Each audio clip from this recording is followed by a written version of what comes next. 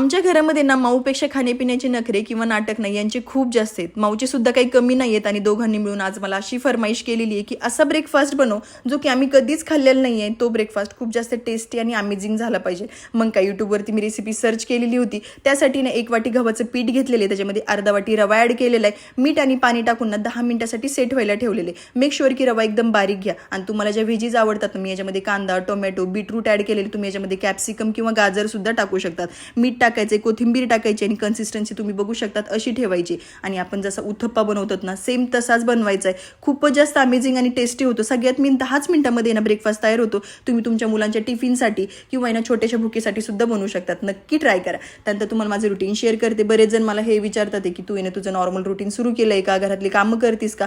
तर हो, मी घरातली बरीचशी कामं करते बेसिक. आणि मला माझ्या डॉक्टरांनी सांगितलेले की फक्त ना 2च गोष्टी अवॉइड करायच्यात. ते म्हणजे 2 पायावरती बसून काम करायचं नाहीये आणि ना जास्त वाकून काम करायचं नाही. तुम्ही सुद्धा तुमची ना सीझर झाल्यानंतर नक्की काळजी घ्या. बरेच जणांनी मला हे सुद्धा विचारले की तुझं ना नॉर्मल डाएट सांग किंवा ना सकाळपासून संध्याकाळपर्यंत काय काय खाते ते सगळं शेअर कर. मी त्याच्यावरती एक दिवस व्हिडिओ नक्की बनवणार आहे, तो सुद्धा तुमच्यासोबत शेअर करेन. Thanks for watching. बाय.